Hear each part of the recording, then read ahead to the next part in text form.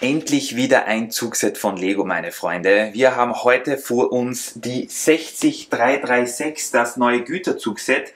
Rausgekommen am 1. Juni 2022, hat 1153 Teile, Listenpreis 180 Euro. Rita und ich waren gestern in Wien im Lego Store und haben uns das Set geschnappt, heute gleich mal aufgebaut und jetzt fahren wir ein bisschen Probe. Und ich habe mir gedacht, ich nehme euch da einfach mal mit. Wir schalten die Kamera immer wieder mal ein, wenn wir so durch die Etappen in Wild City fahren.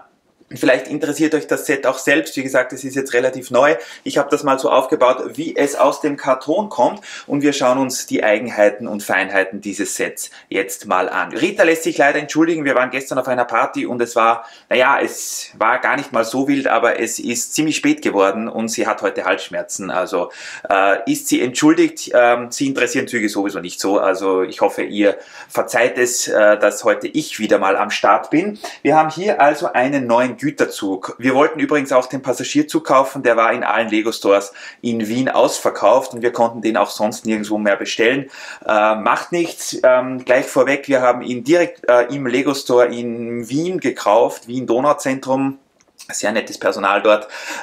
Den Zug gibt es übrigens auch schon so ungefähr 140, 150 Euro. Wir haben uns aber dafür entschieden, dass wir ihn bei Lego direkt kaufen. Erstens mal wollte ich ihn haben und zweitens mal haben wir hier, ich drehe mal die Kamera, dann könnt ihr das sehen, so nette GWPs bekommen. Die haben sie dort noch gehabt. Also erstens mal haben wir zweimal sogar dieses Vatertagsgeschenk, diesen Grill bekommen. Ich habe den noch gar nicht aufgebaut. Rita hat das auch bekommen, also Rita hat auch ein Vatertagsgeschenk bekommen. Das sind diese Sets, die es immer wieder mal gibt und die kann man dann entweder dort aufbauen oder mit nach Hause nehmen. Und dann gab es ab, ich weiß nicht wie viel Euro, noch diesen kleinen Vergnügungspark oder besser gesagt dieses Fahrgeschäft und das Cardboard Adventures, hoppala, ab 160 Euro ist das, glaube ich, also mit dem Zug mit 180 ist das drinnen. Was haben wir hier vor uns? Wir haben hier einen Güterzug vor uns, der versucht, das Set vom Jahr 2018 zu übertreffen natürlich.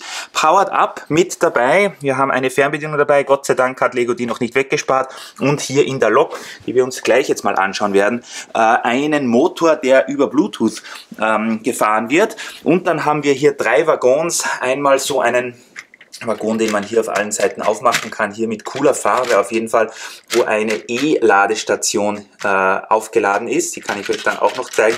Dann haben wir hier so einen offenen Containerwagen mit einmal Pflanze und einmal Lebensmittel und dann hinten so einen Doppelstock oder Autoanhänger. Und dann gibt es insgesamt 6 Minifiguren, was ich sehr cool finde, weil die Güterzüge haben meistens ja ganz wenige Figuren dabei. Wir haben hier 6 Figuren dabei und einen Stapler hier, der mir eigentlich auch sehr gut gefällt. Der erinnert mich ein bisschen an ein 9-Volt-Set, mehr dazu gleich. Schauen wir uns zuerst mal die Lokomotive hier an oder den Triebwagen. Ich denke, es ist ein E-Triebwagen, wenn ich da richtig liege. Ist so vom Stil her bisschen europäisch angehaucht. Mir gefällt die Farbkombination hier ganz gut mit diesem hellen Blau und dem hellen Orange.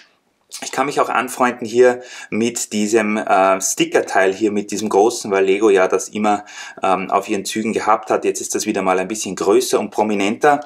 Was mir nicht besonders gefällt, dieser Zug ist übrigens symmetrisch, also vorne und hinten gleich, ist die Front oder besser gesagt das Heck des Zuges. Ich weiß nicht, das sieht irgendwie ein bisschen zusammengeschustert aus, hier vorne mit dieser Autoscheibe, die hier verbaut wurde. Man kann das auch, es ist auch so ein Autodach hier drauf, man kann das auch hier abnehmen, dann seht ihr hier rein. Also das, finde ich, haben sie nicht besonders clever und schön gelöst. Clever vielleicht, weil es eigentlich ganz gut zum Bespielen geht hier mit der Konsole und hier hat natürlich ein Zugfahrerplatz. Dennoch muss ich sagen, hier dieser Arch, dieser große und wie das gebaut ist, das sieht irgendwie nicht ganz fertig aus. Ich weiß nicht, ob man es auf der Kamera sehen kann. Das ist einerseits ganz aktuell eigentlich, wir kennen einige Züge, die so aussehen, aber diese Konstruktion hier ist nicht unbedingt die hübscheste. Dasselbe ist hinten, das brauche ich euch nicht zeigen. Und in der Mitte kann man dann, was ist jetzt? Jetzt habe ich, glaube ich, die Fernbedienung neu konfiguriert. In der Mitte ist die Lok ein bisschen niedriger und dann kann man das Mittelteil so rausnehmen, wo dann der Batteriekasten drauf gesteckt ist. Als Ganzes eigentlich eine ganz solide Lok. Mir gefällt die alte besser aus dem 2018er Set. Mir gefällt übrigens das Set aus 2018 generell besser. Schreibt uns gerne in die Kommentare, was ihr davon haltet. Hier mit diesen Stromabnehmern, die hier so Rahmenschutzteile sind, normalerweise bei Polizeijeeps oder so weiter. Sieht eigentlich ganz gut aus. Gefällt mir eigentlich ganz gut und dann ist sie einsatzbereit. Als nächstes haben wir, und ich sehe schon irgendwie, ich weiß nicht, dieser Drehteller hier, der dreht sich irgendwie nicht so ordentlich und ich glaube, das liegt, ich weiß nicht, woran das liegt, keine Ahnung. Ich glaube, es war kein Baufehler, aber das ist irgendwie nicht so schön beisammen vielleicht, keine Ahnung. Der Motor ist ja hier. Gehen wir weiter zum nächsten Waggon, denn der interessiert euch bestimmt auch. Das ist also so ein offener Cargo-Waggon. Wie könnte es anders sein bei einem Cargozug, den man auf alle Seiten aufklappen kann. Das heißt, der kann von jeder Seite hier beladen werden. Und was mir hier ganz gut gefällt, sind diese doch sehr neuen, glaube ich, ja, das sind, glaube ich, Modified Tires, wenn ich mich nicht täusche. Berichtigt mich gerne, wenn ich hier falsch liege. 1x4er, die hier oben so rund gebogen sind. Das heißt, man kann den überall aufklappen und hier drinnen eigentlich sehr schön gemacht ist eine E-Ladesäule hier mit zwei so Solarpanelen, die man ja, glaube ich, aus der ISS kennt, bedruckt natürlich. Und dann haben wir hier zwei Zapfsäulen. E-Autos bringt Lego ja jetzt bei fast jedem Set mit rein. Und hier kann man die dann laden. Und ich finde das eigentlich, muss ich ganz ehrlich sagen, eine ganz coole Idee, dass die hier mit dem Zug kommt. Andererseits würden wir die E-Ladestation eigentlich auch gerne in die Stadt stellen. Also wie gesagt, die steht jetzt hier so herinnen und dann kann unser Freund, dieser Stapler, hier sitzt jetzt keine Figur drin, aber wir machen jetzt mal einen Geisterbetrieb, der kann hier, den zeige ich euch gerne gleich genauer, der kann hier herkommen und wenn das hier nach unten geklappt ist, jetzt bräuchten wir doch Rita, damit sie uns die Kamera hält, kann der so herfahren und dann diese Tankstelle so aufheben. Das funktioniert eigentlich wirklich, wirklich gut. Also das haben sie gut gemacht. Generell ist dieser Stapler hier eigentlich ganz, ganz nett.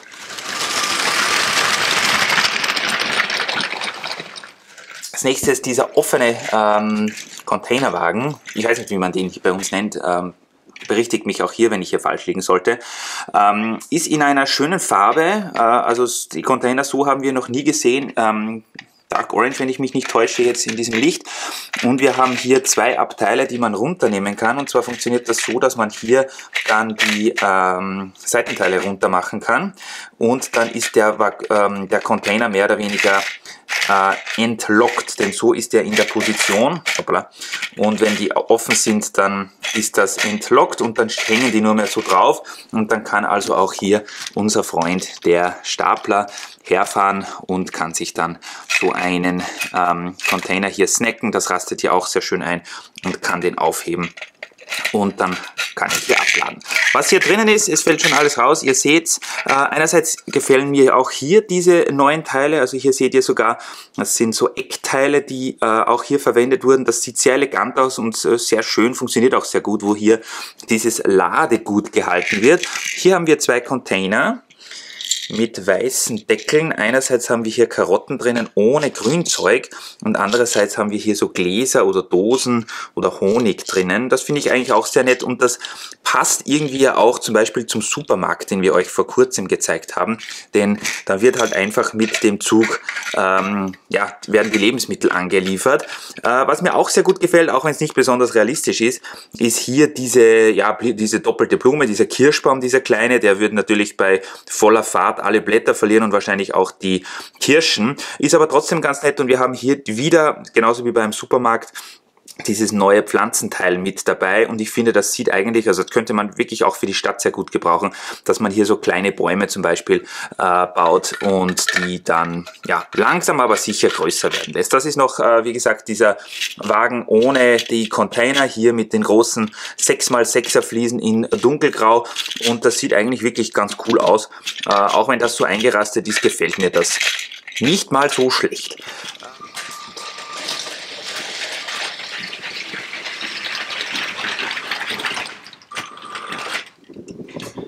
Und hier seht ihr das Problem. Wir kommen beim ersten Übergang noch gut durch, aber beim zweiten hier ist es dann vorbei. Ups, das war zu viel.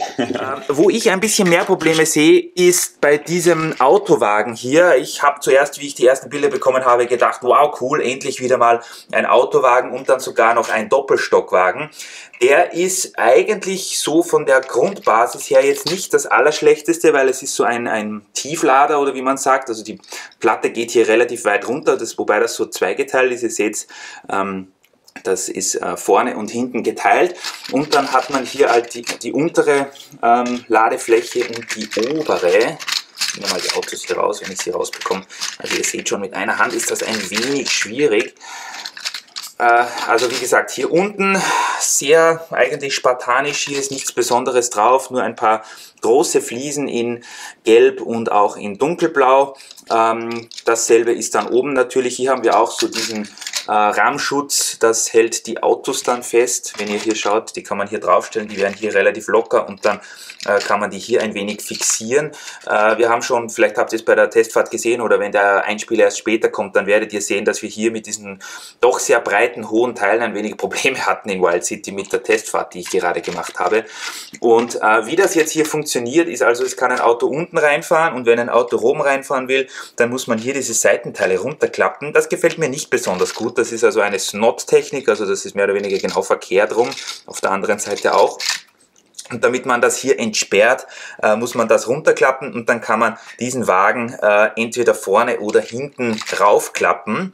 Und wenn zum Beispiel dieser Kombi hier drinnen steht, dann kann man ihn nur auf die Seite klappen, wo die Motorhaube vorne ist, sonst geht das gar nicht ganz runter.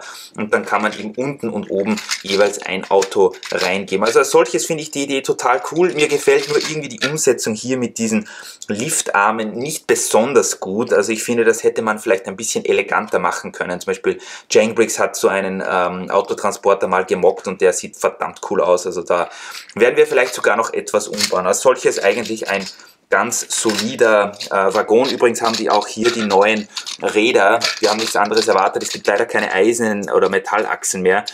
Es sind jetzt hier diese neuen wieder, wie ihr sie schon kennt, die sich aber ja, wo wir gesehen haben, in ein paar Videos sogar besser drehen als die alten mit den Metallachsen.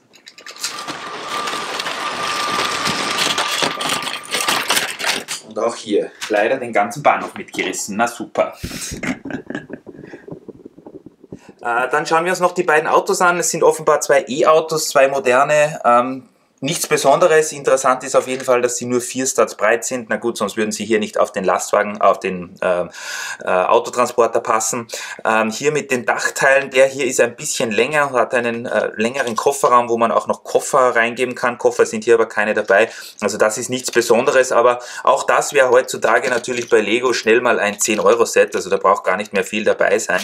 Hoppla, ich baue das später wieder zusammen. Und auch hier, der gefällt mir fast ein bisschen besser. Der hat nämlich hinten hier so diesen coolen Spoiler, den man hier so ein bisschen anknicken kann.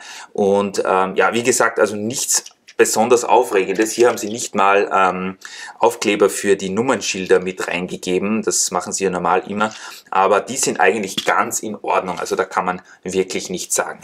Also der Autowagen kommt leider nicht durch den Tunnel durch, weil da ein paar Stützen sind, die zu niedrig gebaut sind. Und er kommt leider auch nicht über unsere Brücke, die wir sowieso mal umbauen wollten, weil wir hier innen diese Verstrebungen gemacht haben. Wenn wir die nach außen geben, wird sich das ausgehen. Aber jetzt stößt er hier mit diesem Rad, ja, wie sagt man da, mit diesen Stützen auf hier für die Räder. Also auch hier müssen wir leider passen. Falls ihr euch fragt, wie die Autos eigentlich auf den Autotransporter kommen, wir haben hier auch noch so einen funktionalen Prellbock dabei, der mir eigentlich nicht besonders gut gefällt. Das sieht hier ziemlich weggespart aus hier mit dieser Rampe. Vorne sind wenigstens ein paar solcher, ja, dieser Kufen, dieser Prellböcke, damit man, wenn man dagegen knallt, nicht alles mitnimmt.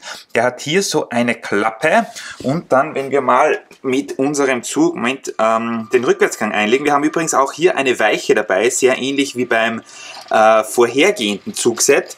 Und zwar ist es hier sogar eine Weiche, die andersrum geht als beim letzten Güterzug. Also könnt ihr euch, wenn ihr beide habt, jetzt ein ganzes Abstellgleis bauen. Und dann funktioniert das hier so, dass man hier also zuerst oben beladen muss. Das heißt also, wie oft sage ich jetzt noch, das heißt also, man muss hier diese Klappen außen weggeben, dann kann man hier diese obere Plattform runterklappen und dann kann hier also ein Auto so mehr oder weniger professionell hier auf die obere Plattform fahren, dann wieder aufstellen, hoppala, zu weit, und dann kann hier natürlich auch unten noch ein Auto reinfahren, wobei das irgendwie speziell mit dem Kombi nicht besonders gut funktioniert. Der ist hier fast ein wenig zu groß, wie ihr sehen könnt, aber es funktioniert und es hätte hier sogar oben auf dieser oberen Plattform noch ein drittes Auto Platz. So sieht es also hier aus mit dem Autotransporter. Wie gesagt, ich hätte gerne gehabt, dass hier so wie bei den vergangenen Zugsets vielleicht noch ein kleiner Bahnübergang dabei wäre oder so ein Stellwerk. Hier ist jetzt das Einzige, was wir an Gebäuden haben, dieser doch etwas seltsame Prellbock mit Auffahrtsrampe.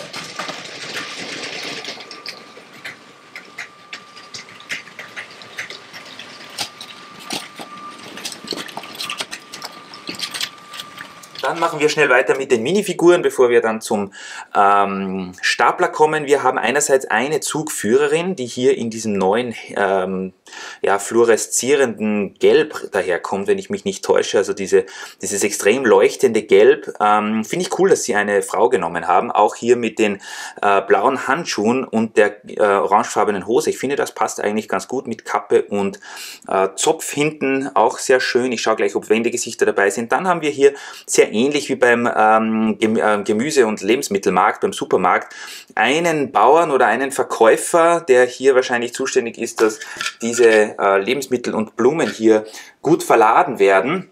Der hat auch ein neues Handy, also jedenfalls haben wir das noch nicht gesehen, in Orange, was ganz cool aussieht. Also wir freuen uns da immer über so neue Kleinigkeiten. Wie gesagt, der Druck hier auf der Vorderseite ist wirklich cool. Wir freuen uns, dass es endlich mal neue Bauern gibt. Schöne Haare in Dark Tan, sorry, hier ist er. Dann haben wir einen Arbeiter, der ich weiß nicht, was macht, vielleicht sich um die Autos kümmert. Auch der, glaube ich, hat ein neues Overall-Piece, jedenfalls kenne ich das nicht. Ist auch in Orange, das gab es schon ein paar Mal, aber irgendwie ein bisschen anders vom Druck her, mit einem gelben Helm, der ist auch sehr selten. Damals gab es ja immer nur rote oder weiße.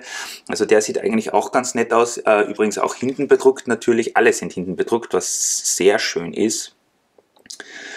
Dann haben wir noch zwei Fahrer, das sind wahrscheinlich diejenigen, die bei den Autos drinnen sitzen oder hier tanken fahren können. Wir haben einerseits eine Frau mit, denke ich mal, einem neuen Oberteil, hier in Violett, kurze Haare, sehr schick, und dann noch einen jungen Gentleman mit Bart in Orange und auch seine Haare sind orange, gefällt mir auch sehr gut, auch sein Jackett sieht nett aus und von hinten auch ganz cool. So, wir wurden leider unterbrochen. Als letztes haben wir hier noch diese Frau, die wahrscheinlich für die Steuerung des Gabelstaplers zuständig ist. Als erstes coole Sache, dass sie auch hier eine Frau genommen haben und die hat auch sogar ein anderes Oberteil als noch die Zugführerin, oder man kann die beiden natürlich auch austauschen. Hier mit dem Funkgerät, auch dunkelgraue Handschuhe und ein anderes Haarteil.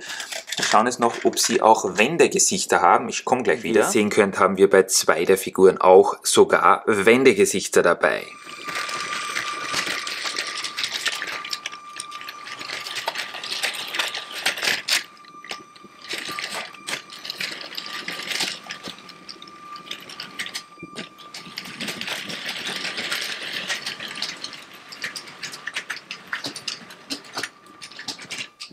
Was ich jetzt hier auf dem Oval feststellen kann und was man hier doch sehr eklatant sieht, ist, dass die Lok, ich weiß nicht, ob man es auf der Kamera sehen kann, wahrscheinlich nicht so gut, aber die Lok hat irgendwie so eine Art komische Kippelbewegung, die sie da macht, teilweise in den Geraden, dann auch wieder in den Kurven.